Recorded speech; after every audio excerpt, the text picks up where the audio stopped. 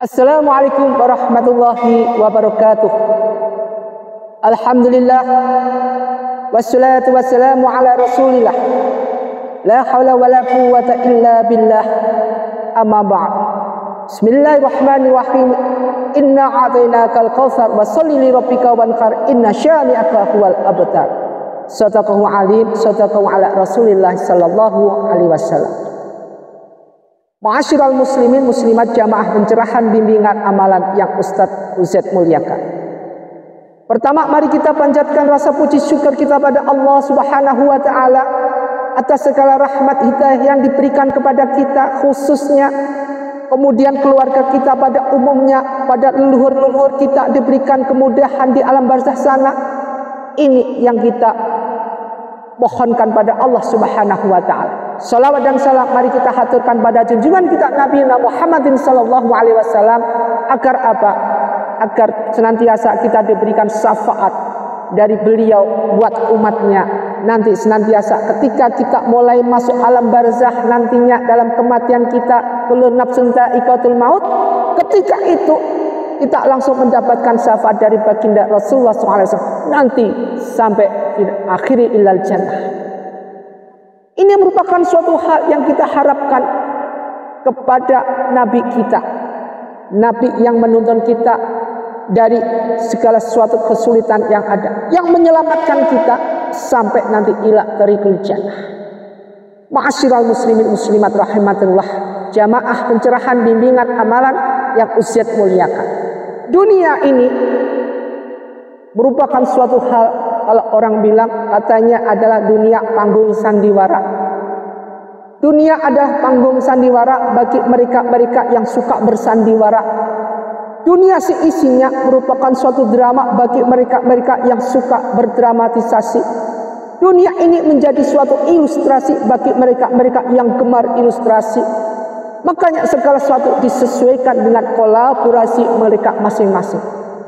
Dunia akan menjadi suatu hal surga di mata orang-orang beriman bagi mereka-mereka yang menjalankan ibadahnya dekat pada Allah Subhanahu wa taala, tidak pernah meninggalkan salat, selalu zikir di pertengah malam, wa minal lail, senantiasa zikir dalam zikrullah, fadkhuri azkurkum, senantiasa dekat kepada Allah sehingga Allah dekat dengannya.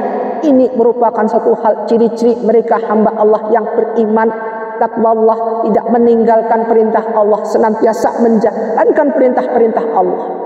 Hal-hal yang bertebeng, berobsensi segala sesuatu yang berbau suatu hal yang jauh dari perintah Allah, senantiasa menjauhkan daripada Al-Quran itu sendiri, sehingga Al-Quran itu menjadi debu karena apa? Tidak pernah dijamah oleh mereka-mereka umat Muhammad Rasulullah SAW. Artinya apa? Umat Muhammad sudah tidak gemar lagi membaca Al-Quran. Umat Muhammad lebih gemar lagi dengan apa? Membaca segala sesuatu yang ciptaan mereka-mereka yang musuh daripada umat Islam. Apa itu? Semua ciptaan orang Yahudi. Tanpa sadar kita dijebak dengan tradisi-tradisi orang Yahudi. Buktinya apa? Diciptakan segala sesuatu yang canggih, handphone yang canggih, semua canggih. Yang ini nanti akan membudayakan untuk generasi umat Islam ini lupa dengan sholat, lupa dengan waktu sholat, yang paling fatal lagi lupa dengan akidah dan syariat. Ini merupakan suatu hal contoh di mana zaman sekarang bukan zaman dulu lagi. Anak sekarang bukan anak yang kayak dulu lagi. Kalau dulu anak taat pada orang tua, sekarang anak tidak minta ini, tidak dibelikan, berani melawan orang tua. Anak jika minta segala sesuatu yang bingung orang tuanya, tidak bisa membelikan anak, bingung orang tuanya, sampai ngutang sana ngutang kiri, tidak peduli kanan kiri, sehingga apa? Hanya ingin membahagiakan, membanggakan daripada anak itu sendiri. Padahal ini hal yang salah. Hal yang dituju ini adalah hal yang salah. Seharusnya di dalam kita membahagiakan anak, taruh anak, didik anak, jangan sampai anak yang merupakan suatu awalat soleh udah jauh dari segala apa? Tradisi-tradisi daripada keislaman itu sendiri. Tradisi-tradisi yang merupakan perintah dari baginda Rasulullah SAW yang sudah tauladankan, sudah contohkan. tradisi-tradisi di mana menjalankan perintah Allah sesuai dengan Al-Quran. Ini yang harus kita prioritaskan, kita utamakan. Jangan sampai tradisi-tradisi budaya barat di mana bangun tidur sudah ngopi di warung kopi, kemudian main handphone segalanya, lupa nggak pernah sholat duha kagak, sholat duhur ditinggalkan, sholat asar dicampakkan, sholat maghrib kagak pernah disentuh, sholat isya apalagi, sholat subuh lagi ya, sudah disebutkan. As-sholatu khairun minan naum, di sholat subuh itu, sholat itu lebih baik daripada tidur. Tapi nyatanya manusia malah rongrong, enak sekali dengan tidurnya. Sehingga apa yang terjadi? Suatu hal di mana akidah dan syariat sudah hancur lebur ditelan budaya yang diciptakan oleh Yahudi itu sendiri. Tanpa sadar umat Islam dihancurkan pelan-pelan, disuntik dengan rabies-rabies yang sudah ada, yaitu dengan apa? Dengan galaksi yang sudah diciptakan dengan cahaya-cahaya sinar ultraviolet yang sudah terterapkan di dalam handphone ataupun tradisi yang lain. Tanpa sadar mata kita dihipnotis. Coba sekarang kita lihat, andai kata bangun tidur kita nggak pegang handphone aja dalam waktu 1 hari, kepala sudah puyeng. Tapi nikmatnya minta ampun ketika apa? Ketika bangun tidur pegang handphone lagi sambil main game, asiknya sambil ngopi. Tanpa sadar pulsa habis. Ketika pulsa habis, bergegaslah langsung mencari, minta uang, punya uang nggak peduli, langsung beli paketan.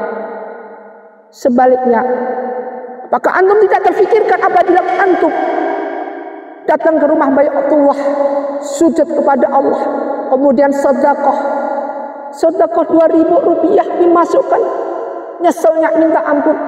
Sedekah 10.000 rupiah dimasukkan, nyeselnya minta ampun. Sementara beli paketan 80.000, 50.000 kagak pernah menyesal, ikhlas, ridho. Inilah merupakan suatu bukti-bukti pertanda di mana akhir zaman ini merupakan suatu akhir kehancuran daripada akidah dan syariat umat Muhammad Sallallahu Alaihi Wasallam. Makanya beruntunglah bagi kita-kita ini yang masih menyandang, masih memegang daripada akidah yang sudah ada. Tolong kita selamatkan bareng-bareng. Meskipun kita ada kecanggihan handphone, jangan sampai handphone ini memperbudak kita. Kita gunakan handphone, kita perbudak handphone ini untuk apa? Untuk thalabul ilmi faridatun 'alal muslimin, untuk mencari ilmu yang wajib bagi orang muslim. Kita gunakan segala kecanggihan ini yang tadinya ingin menjebak kita. Kita gunakan sebaik mungkin agar bermanfaat buat ibadah dunia menuju akhirat. Ini yang paling penting. Ma'asyiral muslimin muslimat rahimakumullah, dimuliakan Allah. Makanya kalau kita sudah tahu seperti ini, mari kita, innallaha yuhibbut tawwabina wa yuhibbul mutatahhirin. Mari kita bertaubat bareng-bareng. Kita taubat bareng-bareng, kemudian kita sucikan hati kita bareng-bareng. Ada salah satu cerita, yaitu suatu hari si iblis ini pernah bertaubat melewati Nabi Musa alaihissalam. Pada suatu hari datanglah iblis ini. Kemudian Musa alaihissalam bertanya, siapa kau? Jawab iblis adalah, dia menjawab, aku Musa, aku adalah si iblis. Musa kemudian bertanya, ada perlu apa kamu ke sini? Kemudian iblis bertanya pada Musa, hai Musa, bukankah engkau hamba Allah, kesayangan Allah, yang bisa bicara langsung kepada Allah dan meminta apapun langsung kepada Allah? Jawaban Nabi Musa alaihissalam kepada si iblis ini, ya benar iblis, memang aku sering minta apapun langsung pada Allah Subhanahu wa ta'ala. Iblis kemudian bilang kepada Musa, kalau begitu aku mohon minta tolong kepada engkau Musa, tolong sampaikan bahwa aku sampaikan kepada Allah bahwa aku ingin bertaubat dengan kesalahanku ini. Coba dibayangkan, iblis aja ingin bertaubat, kita sementara manusia tidak ingin bertaubat. Innallaha yuhibbut tawwabina, innallaha yuhibbut tawwabina. Sungguhnya Allah mensukai hamba yang bertobat, meskipun itu manusia, meskipun itu iblis, Allah suka. Kemudian disampaikan berita ini langsung pada Allah Subhanahu wa ta'ala. Ya Allah, si iblis ini ingin bertaubat kepadamu. Kita bisa lihat iblis itu merupakan makhluk Allah yang paling sombongnya minta ampun. Kemudian si iblis ini disampaikan apapun yang dia tadi minta taubat pada Allah, disampaikan oleh Musa pada Allah.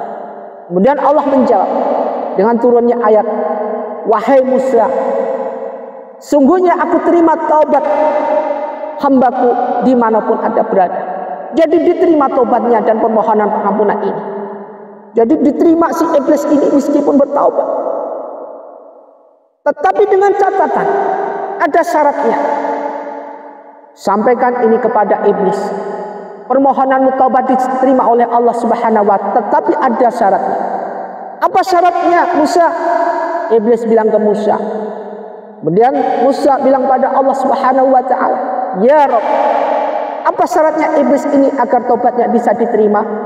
Allah kemudian menurunkan ayat lagi. Jadi iblis bisa diterima taubatnya apabila dia mau sujud di makam Nabi Adam alaihissalam. Disampaikan ini kepada si iblis ini.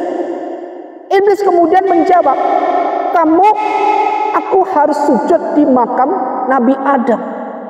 Perlu engkau ketahui Musa alaihissalam. Dulu waktu Adam masih di surga, aku suruh sujud aja kagak mau. Karena kesombonganku inilah akhirnya aku dikeluarkan dari surga. Kok sekarang aku suruh sujud di makamnya Nabi Adam yang sudah meninggal? Ternyata iblis nggak mau. Kemudian karena kesombongan iblis tetap nggak mau ini, bersikukuh nggak mau sujud di makam Nabi Adam. Kemudian permohonan taubat iblis ditolak oleh Allah SWT. Ma'asyiral muslimin muslimat rahmat. Kita ambil ini semua, kita ambil hikmahnya. Bukan kita ambil yang ininya atau itu, tetapi yang paling penting adalah iblis aja punya niat ingin bertaubat. Kita sebagai manusia, kenapa kita tidak ingin niat bertaubat kita tinggi? Tinggikanlah niat taubat kita pada Allah Subhanahu wa Ta'ala. Apapun yang terjadi, manusia selalu berbuat salah. Enggak ada manusia yang sempurna. Senantiasa manusia selalu berbuat suatu hal yang kadang-kadang itu tanpa sadar, di luar rel dan di luar akidah, di luar syariat yang terjadi. Tanpa sadar, kadang-kadang ini sering kita lakukan. Mengucap lisan kita, telinga kita sering dipakai zina. Baik itu zina laman ain maupun zina laman hati. Ini merupakan suatu hal yang tanpa disadari, kadang-kadang disengaja ataupun tidak disengaja. Tetapi setidaknya inilah innallaha yuhibbut tawwabin. Marilah kita bertobat terus. Kalau kita merasa kita bersalah, marilah kita taubat dan taubat nasuh. Jangan sampai bosan-bosannya kita memohon kepada Allah. Lebih-lebih di bulan Rajab ini, mohon kepada Allah taubat dan nasuh. Karena apa? Kullu nafsin dha'iqatul maut. Segala sesuatu yang bernyawa pasti akan mati. Kita tidak tahu kapan kita akan mati. Kematian yang mendadak bisa juga nanti, bisa juga masih lama, bisa juga kapan. Tidak ada yang tahu, bahkan malaikat maut pun tidak ada yang tahu kapan kematian manusia itu akan datang.